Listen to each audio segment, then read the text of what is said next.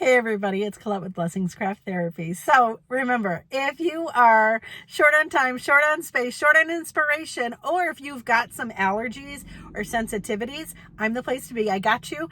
I also have sensitivities and I can't use like spray paints or some adhesives or epoxy. So this is the place to be. I have absolutely zero desire to do complicated, ridiculous projects. I like them easy, quick, and all of the things. So if that's you too, I'm excited that you're here. Thank you so much for watching, and let's do some projects.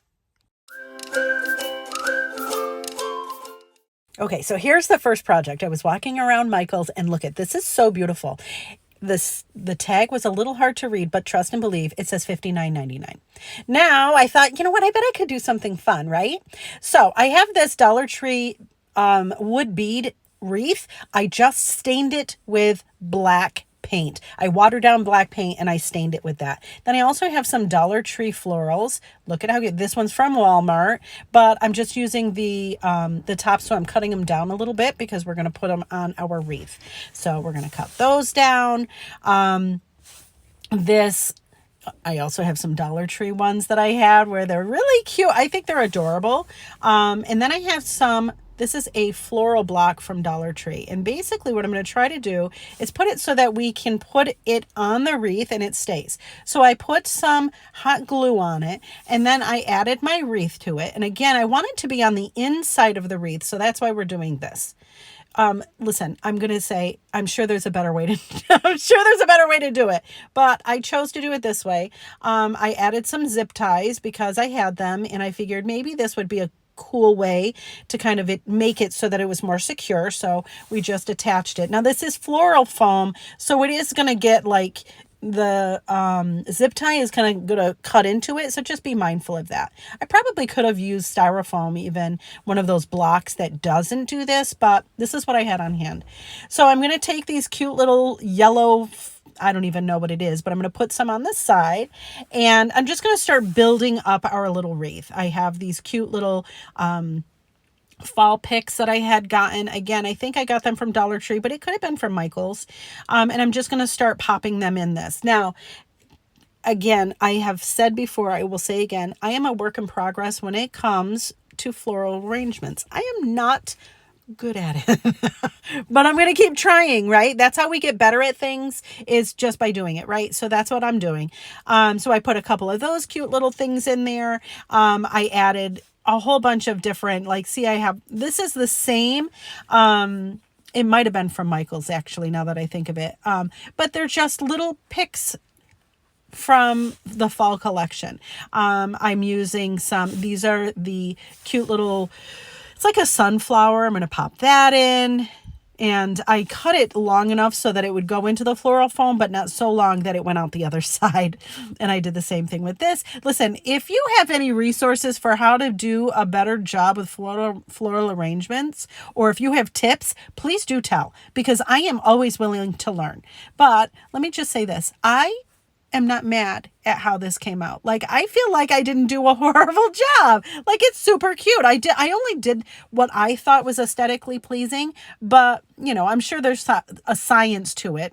That's fine. But look at how cute this is. I love I think they are supposed to be, I think, sunflowers, but I think they look like daisies to me. So anyways, again, I had some more little Dollar Tree berries that I popped in here. I just was trying to incorporate a lot of the fall colors and all of the things.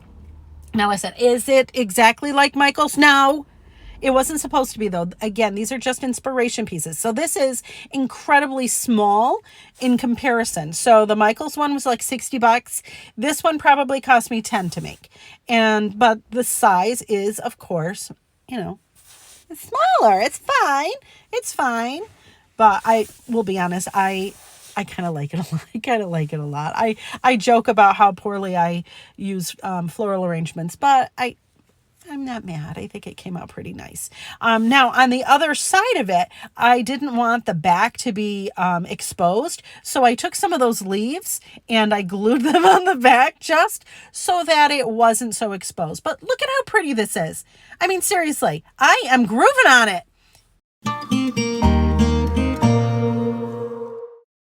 Okay, on to the next project. This one I saw, again, these were all at Michael's, and this was like over $100. Super pretty. I got to be honest, it's super pretty. But then I thought maybe I could do one for the tabletop. So here we go. Again, these are mostly Dollar Tree items. So I started with this. This is actually from Dollar General. They have these wreaths and they also have garlands, and they look like it's like grapevine leaves almost. So that's what this is. So all I did was kind of separate it. I also have this candlestick from Dollar Tree. I have all of these cute little pumpkins from Dollar Tree. And so I decided, let's see, could we stack it and make it almost look like the inspiration piece from Michael's. So I took one of the pumpkins and I just popped off the little stem, and then we're going to put some hot glue on our candlestick, and then we're going to add our burlap pumpkin. The next step is going to be to put some more glue on top, and then I have this orange one that I removed the top of and pop that on there. Then I was like, you know what? I wonder if we need some more stability, so I added a bamboo skewer to the center. I just didn't want it to be, I don't know, it's wicked light, so I don't know if it was necessary, but I did it anyway. So then the last part I did was I popped the white one, put a little hot glue on, and then I put the white one on top. Cool, right? Then I start adding some glue, and I have all of these pieces. Like this piece was from the orange one that we did earlier. And then there's some pieces of like this berry was also from that orange one that I took off the top. So we glue that in there, and I'm just kind of sneaking it in underneath the pumpkin. Then I had this cute little gourd, also again from that second piece. And then I just started adding some more florals and some fake. This is some fake leaves that came with another Dollar Tree floral pick. I just keep adding them. You add as much or as little as you would like. There is a bit of a gap, so it worked that I could kind of sneak more in there. Is this my favorite project on the planet? No. Do I think I kind of got close? A little bit. And then I'm going to add that grapevine leaf thing. So I put some hot glue on, and I'm trying to do it at an angle so it looks like it's wrapping around.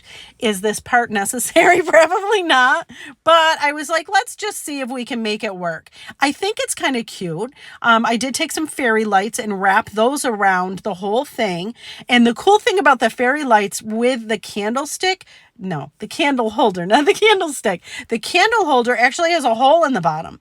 So we could wrap our fairy lights around and we turn it on, and it actually does look cute. But look at, you could put the little thing to turn your fairy lights on inside there. Could I glue it there? Yes. But anyways, there it is. Look at how cute. This is kind of cute. Is it worth $100? No, but I feel like we did an okay job, right?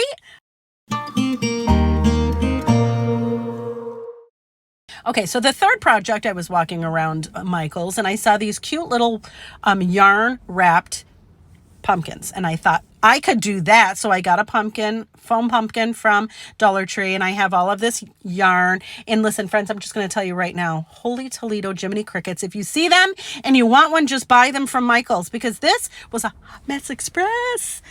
I'm sure there's a way to do it. I did not know it. Okay, so let me just tell you the process. I did take the stem part off of our pumpkin. I had all of this beautiful yarn. I decided I was going to braid it, and then I was going to try to put it on our pumpkin. It did not work. It did not work. I don't know how to make it work. I tried it with different kinds of yarn. Nope, it looked awful. It was just too bunchy at the top. So then I said, let's pivot and use some nautical rope. Also didn't work, because if you'll see here, it got wicked bunchy, and it was not pretty. Now, again, if you have tips to do this, do tell.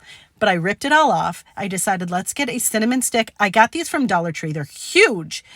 And I pop it in the center of what I thought was a full-on foam pumpkin. Friends, it's hollow. I think I'm the only one on the planet that didn't know it was hollow.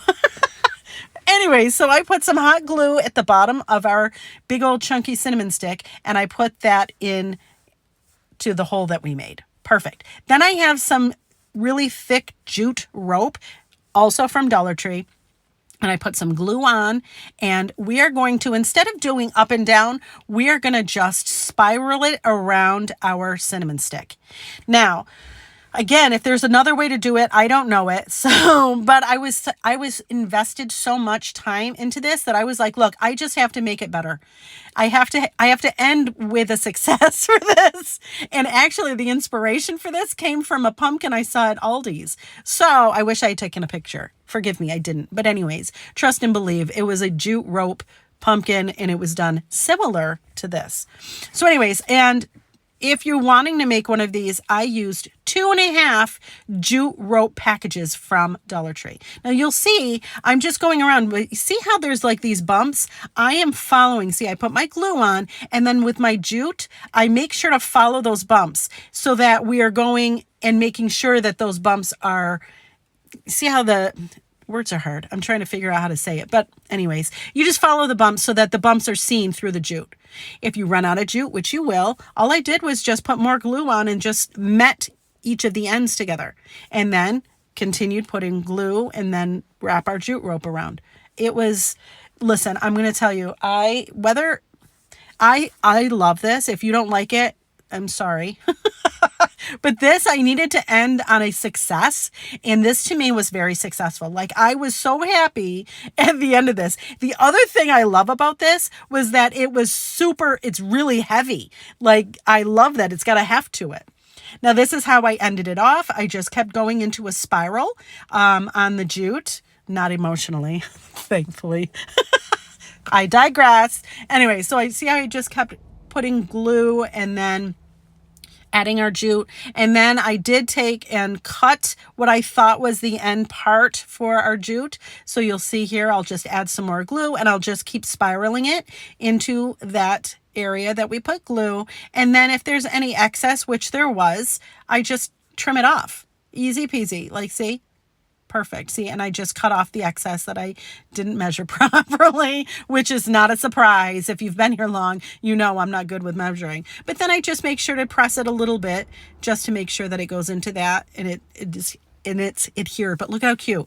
Then I decided to add just a strip of jute, not jute, burlap.